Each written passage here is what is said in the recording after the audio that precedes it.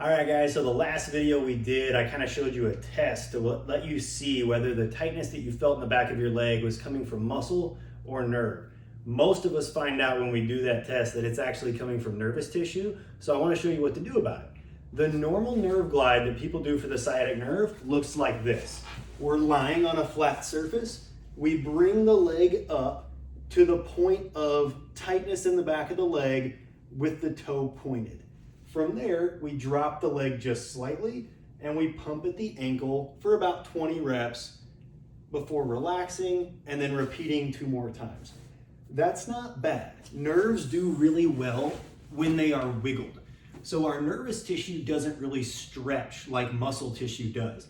It doesn't have a large elasticity component.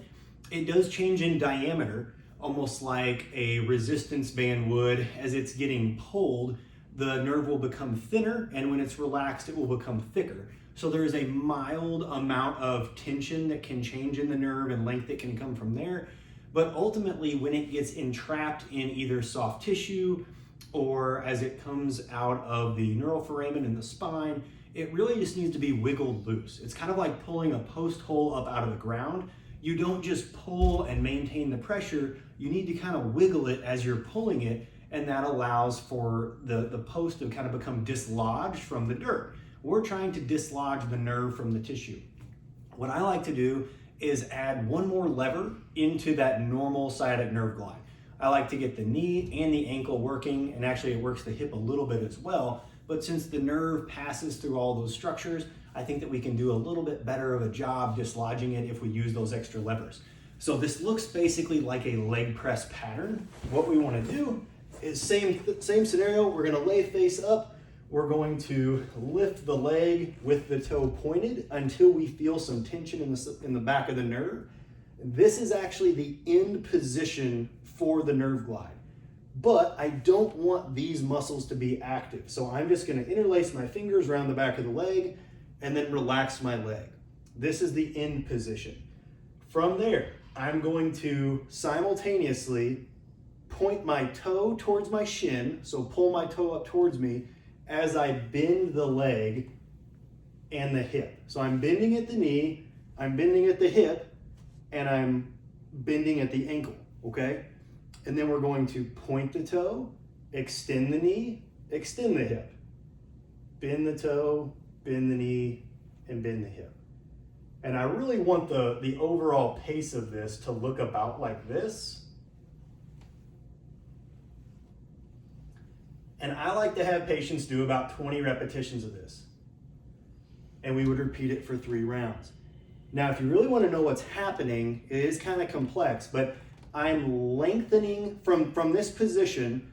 I have the nerve tension maximally at the knee, and it's shortened at the ankle and the hip from the change. As I start to draw it back, I am lengthening at the ankle, I am slackening at the knee, and I'm lengthening at the hip. And then I'm lengthening at the knee, shortening at the hip, shortening at the ankle. Lengthening at the ankle, shortening at the knee, lengthening at the hip, shortening at the hip, lengthening at the knee, shortening at the ankle.